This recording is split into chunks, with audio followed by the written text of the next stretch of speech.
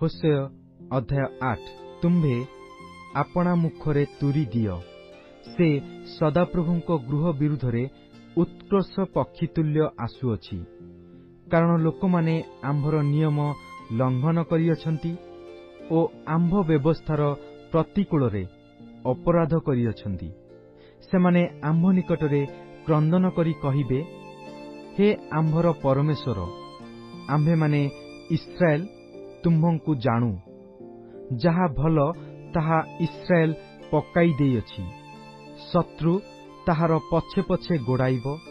ସେମାନେ ରାଜଗଣ ସ୍ଥାପନ କରିଅଛନ୍ତି, ମାତ୍ର ଆମ୍ଭ ଦ୍ୱାରା ନୁହେଁ। ସେମାନେ ଅଧିପତିଗଣ ନିଯୁକ୍ତ କରିଅଛନ୍ତି, ମାତ୍ର ଆମ୍ଭେ ତାହା ଜାଣିଲୁ ନାହିଁ।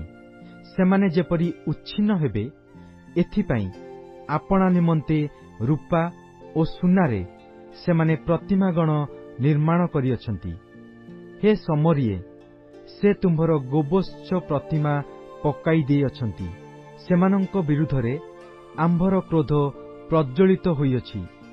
ସେମାନେ କେତେ କାଳ ଉତ୍ତାରେ ନିର୍ଦ୍ଦୋଷତା ପ୍ରାପ୍ତ ହେବେ, କାରଣ ଏହା ହିଁ ଇସ୍ରାଏଲ ଠାରୁ ହୋଇଅଛି।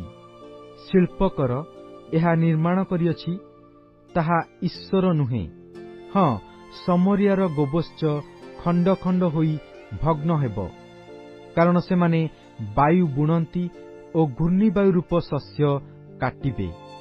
ତାହାର ଉଠିଆ କ୍ଷେତ ନାହିଁ, ପତ୍ର ଖାଦ୍ୟ ଉତ୍ପନ୍ନ କରିବ ନାହିଁ। ଯେବେ ଉତ୍ପନ୍ନ କରିବ, ବିଦେଶୀୟମାନେ ତାହା ଗ୍ରାସ କରିବେ। ଇସ୍ରାଏଲ ଗ୍ରାସିତ ହୋଇଅଛି, ଏବେ ସେମାନେ ଅପ୍ରୀତିକର ପାତ୍ର ତୁଲ୍ୟ ନାନା ଗୋଷ୍ଠୀ ମଧ୍ୟରେ ଅଛନ୍ତି। କାରଣ ସେମାନେ ବନ୍ୟ ଗର୍ଦ୍ଧବ ତୁଲ୍ୟ ଏକାକୀ ହୋଇ ଅସୁରକୁ ଯାଇଅଛନ୍ତି। ଇଫ୍ରାଇମ୍ ପ୍ରେମିକଗଣକୁ ବେତନ ଦେଇ ରଖିଅଛି। ହଁ, ସେମାନେ ନାନା ଗୋଷ୍ଠୀ ମଧ୍ୟରେ ଲୋକମାନଙ୍କୁ ବର୍ତ୍ତନ ଦେଲେ ହେଁ, ଏବେ ଆମ୍ଭେ ସେମାନଙ୍କୁ ସଂଗ୍ରହ କରିବା। ସେମାନେ ଅଧିପତିଗଣଙ୍କ ରାଜାର ଭାର ହେତୁରୁ ନ୍ୟୁନ ହେବାକୁ ଲାଗିଲେଣି। କାରଣ ଇଫ୍ରାଇମ୍ ପାପ ଚେଷ୍ଟାରେ ଅନେକ ଯଜ୍ଞବେଦୀ କରିଅଛି। ଯଜ୍ଞବେଦୀ ସବୁ ତାହାର ପକ୍ଷରେ ପାପର କାରଣ ହୋଇଅଛି। ଆମ୍ଭେ 10,000 ବିଧିରେ ଆମ୍ଭର ବ୍ୟବସ୍ଥା ତାହା ପାଇଁ ଲେଖିଲେ ହେଁ, ସେ ସବୁ ବିଦେଶୀୟ କଥା ତୁଲ୍ୟ ଗଣିତ ହୁଏ। ସେମାନେ ଆମ୍ଭ ଉଦ୍ଦେଶ୍ୟରେ ଉପହାରାର୍ଥକ ବଳି ନିମନ୍ତେ ମାଂସ ବଳିଦାନ କରି ତାହା ଭୋଜନ କରନ୍ତି, ମାତ୍ର ସଦାପ୍ରଭୁ ସେମାନଙ୍କୁ ଗ୍ରାହ୍ୟ କରନ୍ତି ନାହିଁ।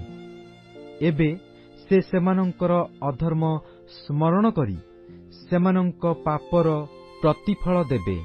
ସେମାନେ ପୁନର୍ବାର ମିଶରକୁ ଫେରିଯିବେ, କାରଣ ଇସ୍ରାଏଲ ଆପଣା ସୃଷ୍ଟିକର୍ତ୍ତାଙ୍କୁ ପାଶୋରିଅଛି ଓ ନାନା ଅଟ୍ଟାଳିକା ନିର୍ମାଣ କରିଅଛି, ଓ ଯିହୁଦା ଅନେକ ପ୍ରାଚୀର ବେଷ୍ଟିତ ନଗର ପ୍ରସ୍ତୁତ କରିଅଛି। ମାତ୍ର ଆମ୍ଭେ ତାହାର ନଗର ସକଳର ଉପରେ ଅଗ୍ନି ନିକ୍ଷେପ କରିବା ଓ ତାହା ତହିଁର ଦୁର୍ଗ ସକଳ ଗ୍ରାସ କରିବ।